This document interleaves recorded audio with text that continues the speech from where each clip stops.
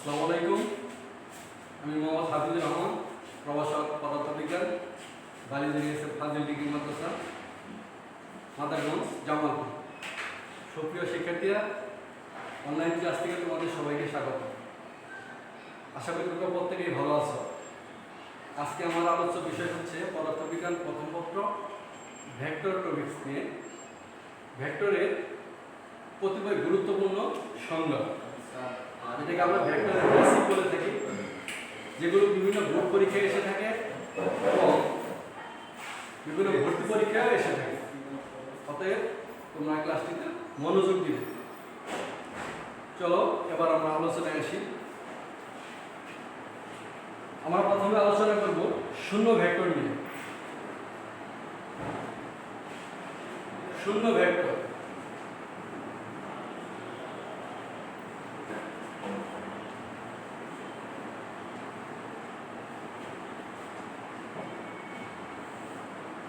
শূন্য ভেক্টর, যে ভেক্টর রাশির মান শূন্য তাকে শূন্য ভেক্টর বলব।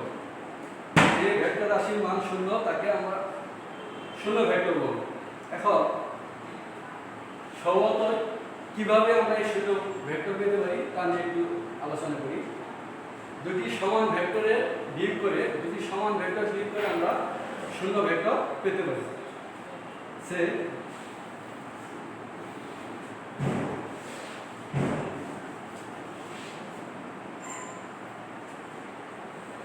একটা ভেক্টর নাম দিলাম AB,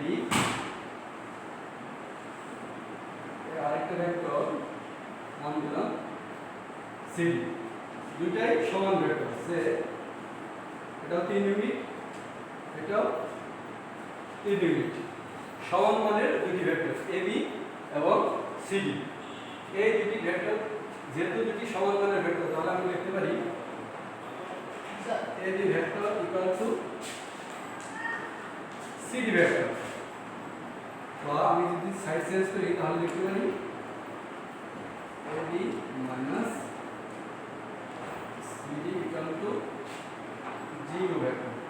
তাহলে AB এবং CD দুটি সমান মানের ভেক্টর, তাহলে আমি লিখতে পারি AB vector equal to CD vector। যদি সাইড চেঞ্জ করি তাহলে AB vector minus CD vector equal to 0 vector। যেহেতু দুইটার মানই সমান, মান বসালে তাহলে দেখা যাবে যে আমরা একটা শূন্য ভেক্টর পেয়ে গেছি। আমরা আরেকভাবে শূন্য ভেক্টর পেতে পারি, সেটা হচ্ছে যে ঋণাত্মক ভেক্টরের যোগ করে আমরা শূন্য ভেক্টর পেতে পারি। সে একটি ভেক্টর আর আমি ঋণাত্মক ভেক্টর আঁকি, যদি তার সমান মানে বিপরীত আরেকটা ভেক্টর আঁকলে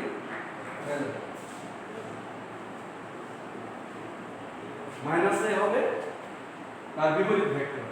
তাহলে এ একটা ভেক্টর, মাইনাস এ হবে তার বিপরীত ভেক্টর, অর্থাৎ এ এর দিক এই দিক এবং মাইনাস এ এর দিক এই দিক।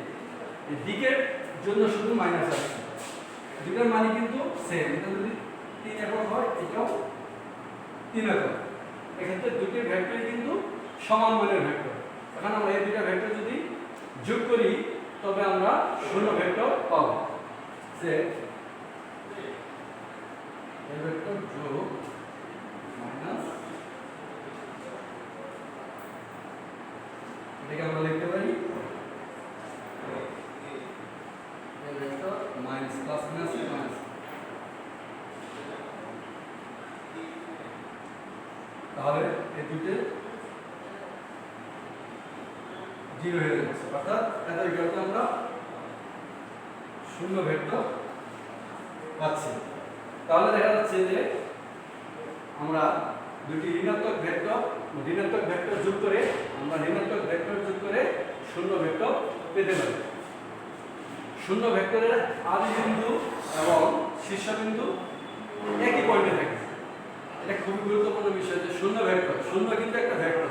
শূন্য ভেক্টরের আদি বিন্দু এবং শীর্ষবিন্দু দুটি একই পয়েন্টে থাকবে। আমরা জানি যে এইটা যদি একটা ভেক্টর হয়, এটা হচ্ছে তার আদি বিন্দু, এটা হচ্ছে তার শীর্ষবিন্দু। আর শূন্য ভেক্টরের একটা পয়েন্টেই তার আদি বিন্দু এবং শীর্ষবিন্দু থাকবে। এবং শূন্য ভেক্টরে কিন্তু দিক আছে, যেহেতু শূন্য একটা ভেক্টর, ভেক্টর বলতে এখানে দিক থাকবে অবশ্যই। তাহলে শূন্য ভেক্টরে দিক যে কোনো দিকে হবে, এটা যদি একটা ভেক্টর হয় এর দিক এদিকে হতে পারে, এদিকে হতে পারে, এদিকে হতে পারে, অর্থাৎ যে কোনো দিকে শূন্য ভেক্টরে দিক হবে। এর কোনো নির্দিষ্ট কোনো দিক নেই যে এই বরাবর হবে, পূর্ব দিক হবে, পশ্চিম দিক হবে, দক্ষিণ দিক হবে, এরকম না, যে কোনো দিক হতে পারে। আশা করি শূন্য ভেক্টর বুঝতে পেরেছো। আমরা এবার আলোচনা করব একক ভেক্টর নিয়ে। খুবই গুরুত্বপূর্ণ আলোচনা এটা, বিভিন্ন পরীক্ষায় একক ভেক্টর এসে থাকে। এবার আমরা একক ভেক্টর দেখি।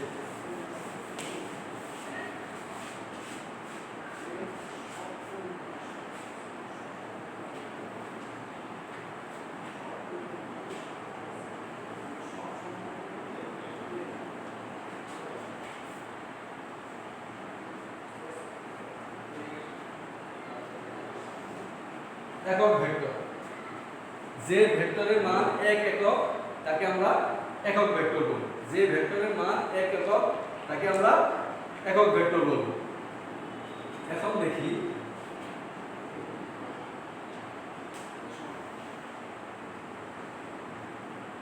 এটা একটা ভেক্টর, এই ভেক্টর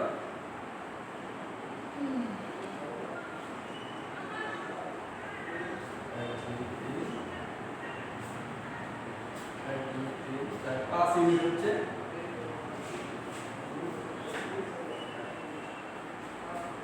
সে একটা ভেক্টর, এই ভেক্টরের মান হচ্ছে 5।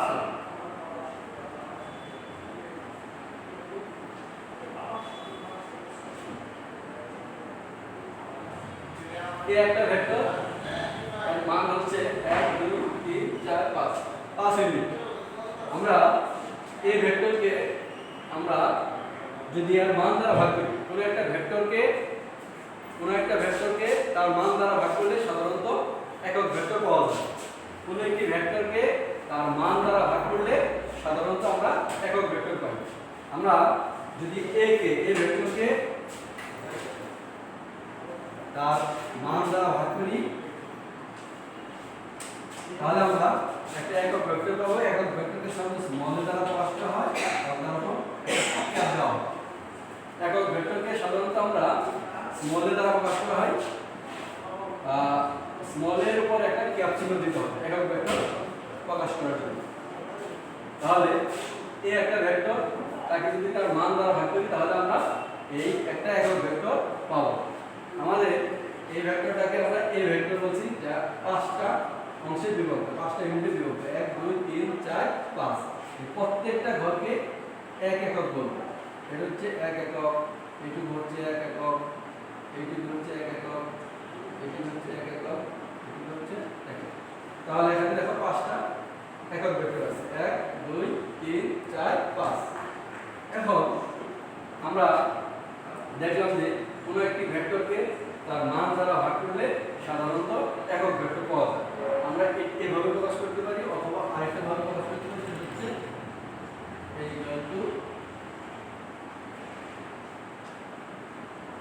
এইভাবে প্রকাশ করতে পারি, এইভাবে এবং এইভাবে, দুভাবে প্রকাশ করতে পারি। তোমাদের যেটা ভালো লাগে সেটা তোমরা করবে। এখন দেখো, আমি যদি এখানে এইটুকুর মান 1 একক, একে যদি আমি 2 দ্বারা গুণ করি, টুয়াইস এই ভেক্টরকে 2 দ্বারা গুণ করলাম, তাহলে এর মান হবে এতটুকু, এতটুকু। একে যদি একক ভেক্টরকে যদি আমি 3 দ্বারা গুণ করি, তাহলে 3 একক, এর মান হবে এতটুকু। আমি যদি একক ভেক্টরকে 4 দ্বারা গুণ করি, তাহলে 4 একের মান পাবো এবং এর মান পাবো এতটুকু। আমি যদি এই একক ভেক্টরে কে 5 দ্বারা গুণ করি, তাহলে এর মান পাবো 5 একক এবং এটা হবে এতটুকু। তাহলে দেখো, এতটুকু হচ্ছে একক ভেক্টর, যেটাকে আমরা স্মল এ দ্বারা প্রকাশ করি।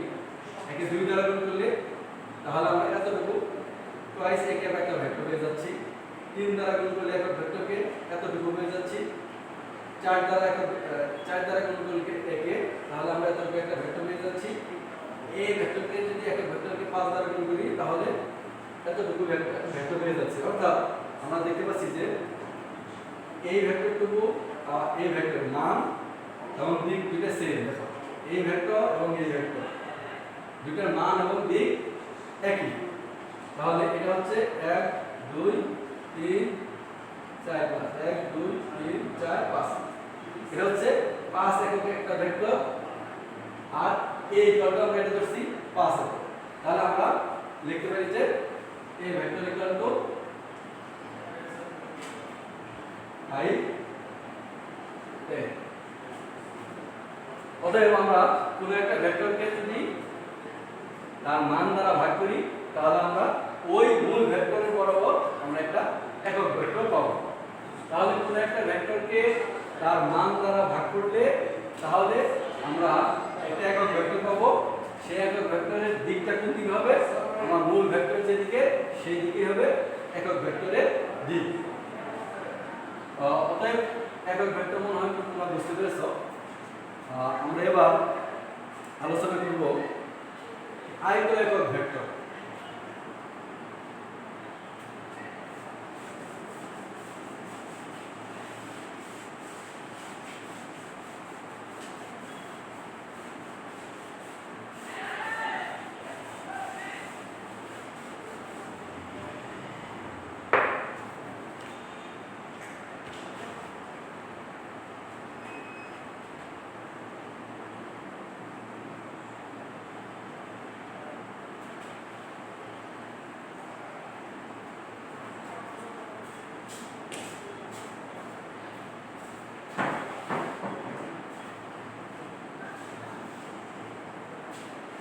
আয়ত একক ভেক্টর।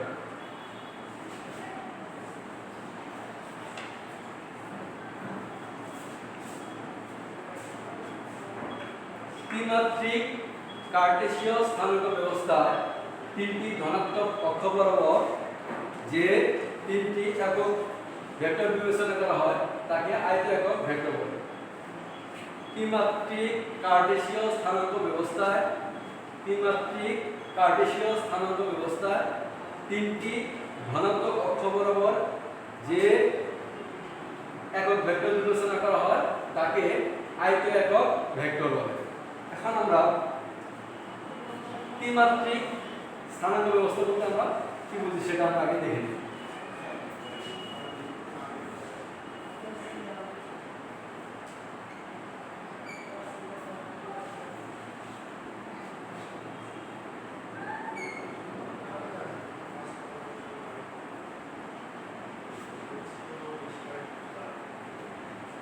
This is called ত্রিমাত্রিক স্থানাঙ্ক ব্যবস্থা। এখন দেখো এটা হচ্ছে x অক্ষ, এটা হচ্ছে y অক্ষ, এটা হচ্ছে z অক্ষ। আমরা যেটাকে একে কলম দিয়ে দেখাতে পারি।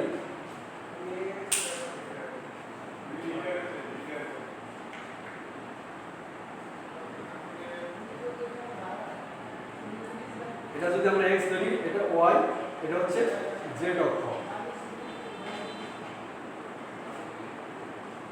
x y z এটা আমাদের কার্টেসীয় স্থানাঙ্ক ব্যবস্থা, যার তিনটা অক্ষ থাকে, তিনটা ধনাত্মক অক্ষের কথা বলা হয়েছে। এই অংশটুকু ধনাত্মক অক্ষ, y এর জন্য এই অংশটুকু ধনাত্মক অক্ষ, z এর জন্য এই অংশটুকু হচ্ছে ধনাত্মক অক্ষ। এখন দেখো ত্রিমাত্রিক কার্টেসীয় স্থানাঙ্ক ব্যবস্থায় ধনাত্মক অক্ষ বরাবর যে তিনটি একক মান বিবেচনা করা হয় তাকে আয়ত একক ভেক্টর বলে। আমরা ও x এটাকে বলবো আমরা x অক্ষ। এই x অক্ষ যদি আমরা এক ঘন নিই এটাকে আমরা বলবো এক একক। এবং x অক্ষ বরাবর একক ভেক্টরকে i দ্বারা প্রকাশ করা, i ক্যাপ দ্বারা প্রকাশ করে, যার মান হবে 1। আমরা এই মূল বিন্দু থেকে x অক্ষ ধনাত্মক x অক্ষ বরাবর এক ঘন নিয়েছি। সুতরাং এই এক ঘরের এর মান হচ্ছে 1 একক, যাকে আমরা x অক্ষ বরাবর একক ভেক্টরকে i ক্যাপ দ্বারা প্রকাশ করে থাকি। এই i ক্যাপের মান হচ্ছে 1। আবার আমরা যদি ধনাত্মক y অক্ষ বরাবর এক ঘন নিই, তাহলে এর মান হবে 1, এবং এটাকে আমরা y অক্ষ বরাবর একক ভেক্টরকে আমরা j দ্বারা প্রকাশ করব, j = 1। তাহলে আমরা y অক্ষ বরাবর যদি এক ঘর যাই, এটা হচ্ছে একক ভেক্টর পাবো। এই একক ভেক্টরকে j ক্যাপ দ্বারা প্রকাশ করা হয় এবং এর মান হচ্ছে 1। অনুরূপভাবে আমরা যদি z অক্ষ বরাবর এক ঘর যাই, তাহলে এর মান পাবো আমরা 1 একক। এইটুকুর মান হবে 1 একক, যাকে আমরা k ক্যাপ দ্বারা প্রকাশ করে থাকি। তাহলে দেখো, ধনাত্মক x অক্ষ বরাবর আমরা এক ঘর গেছি, মান পাইছি 1, এবং এটাকে আমরা i ক্যাপ দ্বারা প্রকাশ করি। ধনাত্মক x অক্ষ বরাবর একক ভেক্টরকে আমরা i ক্যাপ দ্বারা প্রকাশ করে থাকি। ধনাত্মক y অক্ষ বরাবর একক ভেক্টরকে j ক্যাপ দ্বারা প্রকাশ করে থাকি, যার মান হবে 1। এবং ধনাত্মক z অক্ষ বরাবর এক ঘর গেলে যে মানটা পাই সেটাকে একক ভেক্টর বলব, এবং এটাকে k ক্যাপ দ্বারা প্রকাশ করি, এবং যার মান হয় 1। তাহলে দেখো, x y z তিনটি অক্ষ বরাবর যদি আমরা এক ঘর করে যাই, তাহলে আমরা যে মানগুলো পাবো সেটা হচ্ছে i j k, এবং প্রত্যেকটার মান হবে 1 একক করে। তাহলে আমরা x অক্ষ বরাবর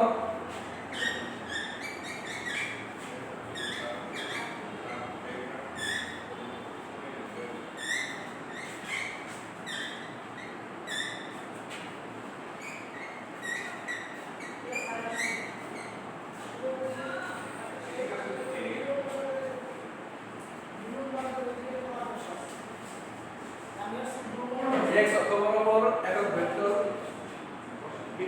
ভেক্টরকে i ক্যাপ দ্বারা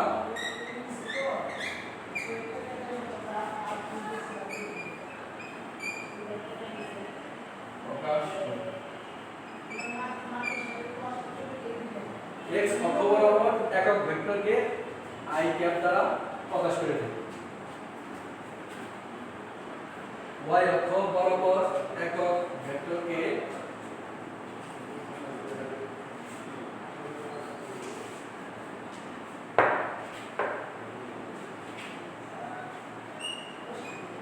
j ক্যাপ দ্বারা প্রকাশ করি।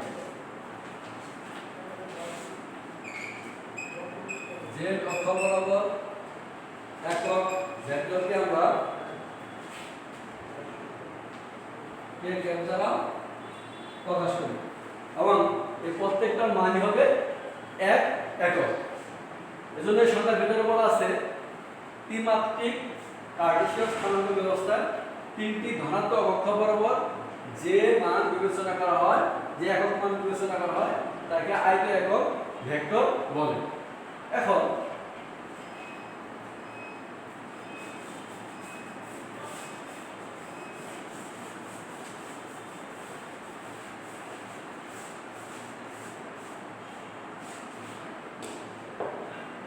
আমরা আবার রাখি,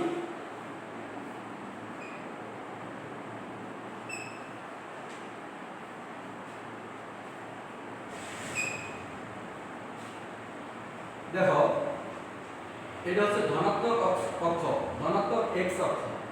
এর উল্টা দিকটা কি হবে? ঋণাত্মক x অক্ষ। তদ্রূপ আমরা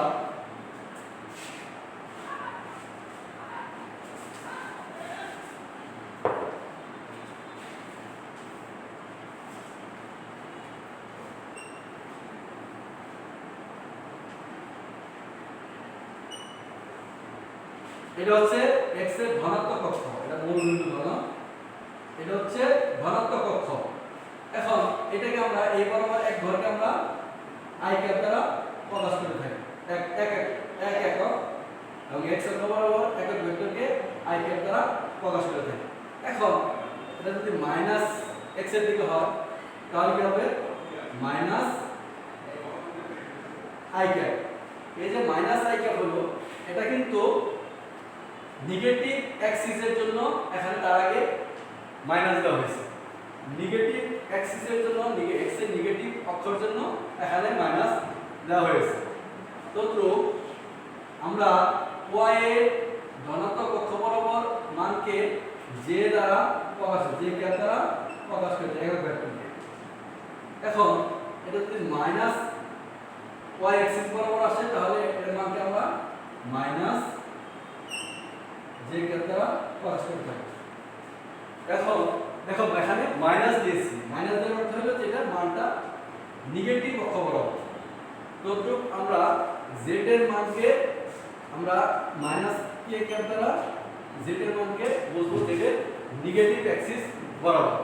তাহলে কোনো জায়গায় যদি এরকম থাকে যে মাইনাস 4i ক্যাপ অর্থাৎ x অ্যাক্সিস বরাবর মান আসছে 4i ক্যাপ, তাহলে বুঝতে হবে যে এই মানটা x এর নেগেটিভ অক্ষ বরাবর আসছে, পজিটিভ অক্ষ বরাবর নয়। তো আমাদের সংজ্ঞার ভিতর আমরা পজিটিভের কথা বলছি যে অবশ্যই মানটা হবে ত্রিমাত্রিক কার্টেসিয়ান স্থানাঙ্ক ব্যবস্থায় ধনাত্মক অক্ষ বরাবর। আর এগুলো আলোচনা করতেছি জাস্ট তোমাদেরকে বোঝানোর জন্য। আমাদের সংজ্ঞার ভিতরে কিন্তু ধনাত্মক অক্ষ দিয়ে আসছে। যদি কখনো কোনো মান এরকম আসে 4i তাহলে কি বুঝবো? বুঝতে হবে যে এই মানটা x এর নেগেটিভ অ্যাক্সিস বরাবর আসছে, ঋণাত্মক অক্ষ বরাবর আসছে। কিন্তু এর মান কিন্তু -2 বলা যাবে না। মাইনাস আসছে কিন্তু নেগেটিভ অ্যাক্সিস বরাবর আসছে দেখে ঋণাত্মক অক্ষ বরাবর আসছে দেখে আমরা মাইনাস দিয়েছি। সো আমরা নেগেটিভ অক্ষ বরাবর মানগুলোকে minus I cap minus J cap এবং মাইনাস কে ক্যাপ দ্বারা প্রকাশ করে থাকি। আর ধনাত্মক অক্ষ বরাবর আই ক্যাপ জে ক্যাপ এবং কে ক্যাপ দ্বারা প্রকাশ করে থাকি। আশা করি তোমরা একক ভেক্টর বুঝতে পেরেছো। এটার ইংলিশ নাম হচ্ছে rectangular unit vector, rectangular unit vector. এবার আসি আমরা অবস্থান ভেক্টর নিয়ে।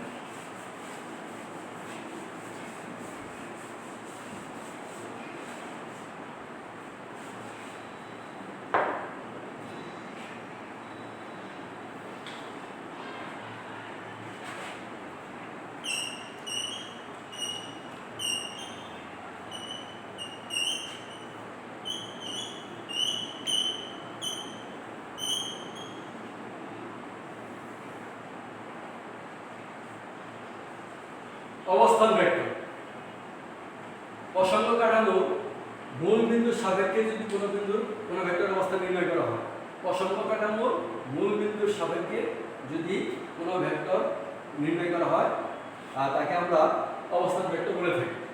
এবার দেখো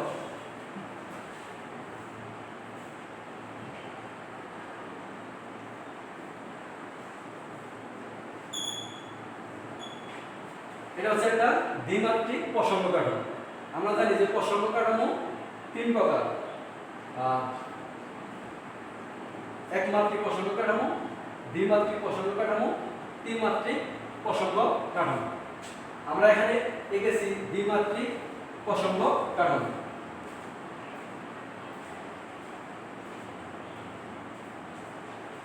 আচ্ছা এখন দেখো আমি এই দ্বিমাত্রিক প্রসঙ্গ কাঠামো একটা বিন্দু নিলাম ই। আমি যদি এই পি এর অবস্থান জানতে চাই তাহলে আমাকে কি করতে হবে? মূল বিন্দু থেকে পি এর দিকে একটা ভেক্টর আঁকতে হবে। তাহলে দেখো 1 2 3 আমি যদি এই মূল বিন্দু ও থেকে পি এর দিকে 3 ঘর যাই তাহলে আমি কিন্তু এই পি বিন্দুর মান জানতে পারবো। আমি যদি 2 ঘর যাই তাহলে কিন্তু পি বিন্দু পর্যন্ত আমরা পৌঁছাবো না। তাহলে পি বিন্দুর অবস্থান জানতে হলে আমাকে ও থেকে পি এর দিকে যাইতে হবে। কত ঘর যাইতে হবে? 1 2 3 3 ঘর গেলে আমরা পি পি বিন্দুর অবস্থান জানতে পারবো। তাহলে ওপি হচ্ছে এখানে আমাদের অবস্থান ভেক্টর, যা মূল বিন্দু থেকে শুরু হবে। এটা কিন্তু মূল বিন্দু না হলে হবে না, এখানে কিন্তু বলা আছে প্রসঙ্গ কাঠামো মূল বিন্দুর সাপেক্ষে প্রসঙ্গ কাঠামো মূল বিন্দুর সাপেক্ষে কোন বিন্দুর অবস্থান যে ভেক্টরের সাহায্যে প্রকাশ করা হয়। প্রসঙ্গ কাঠামো মূল বিন্দুর সাপেক্ষে আমরা যে ভেক্টরটা আঁকবো প্রসঙ্গ কাঠামো দ্বিমাত্রিক প্রসঙ্গ কাঠামো, এই দ্বিমাত্রিক প্রসঙ্গ কাঠামো মূল বিন্দু থেকে যে আমরা ভেক্টরটা আঁকবো এটা হবে আমাদের অবস্থান ভেক্টর। এই অবস্থান ভেক্টরের সাহায্যে আমরা কি করলাম, পি বিন্দুর অবস্থান জানলাম।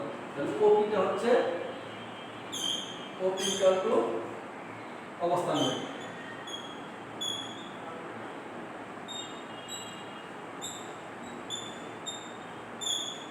এই ওপি এর সাহায্যে আমি এই পি বিন্দুর কাছে আমি পৌঁছতে পারবো। ওপিটা হচ্ছে আমাদের অবস্থান ভেক্টর, যেটা কিনা অবশ্যই মূল বিন্দু থেকে আঁকতে হবে। এখন আমরা অবস্থান ভেক্টরকে আমরা ব্যাসার্ধ ভেক্টরও বলে থাকি। অবস্থান ভেক্টরকে আমরা ব্যাসার্ধ ভেক্টর বলে থাকি। আমরা অবস্থান ভেক্টরের ইংলিশটা আমরা ইউজ করি, তাহলে হবে পজিশন ভেক্টর।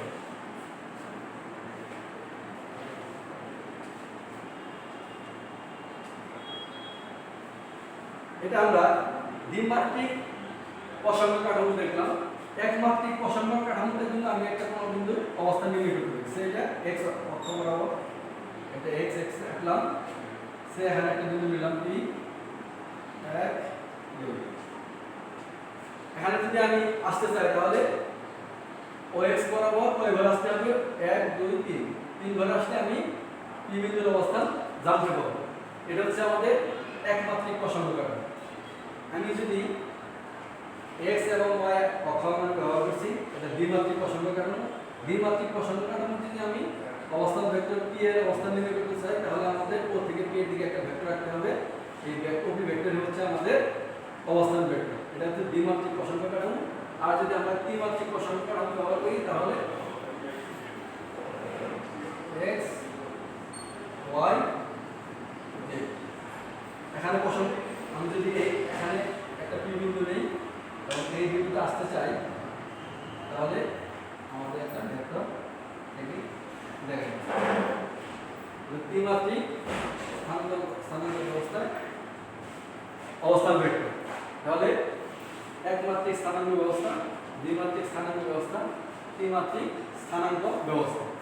সাধারণত আমরা জানি যে প্রসঙ্গ কাঠামো তিন রকম: একমাত্রিক প্রসঙ্গ কাঠামো, দ্বিমাত্রিক প্রসঙ্গ কাঠামো, ত্রিমাত্রিক প্রসঙ্গ কাঠামো।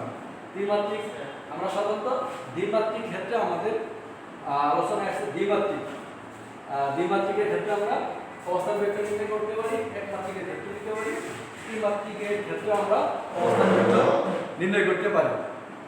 সুপ্রিয় শিক্ষার্থী বন্ধুরা, আশা করি তোমরা আমার আলোচনা বুঝতে পেরেছ। নেক্সট ক্লাসে দেখা হবে। ভালো থাকবে তোমরা সবাই। ধন্যবাদ সবাই।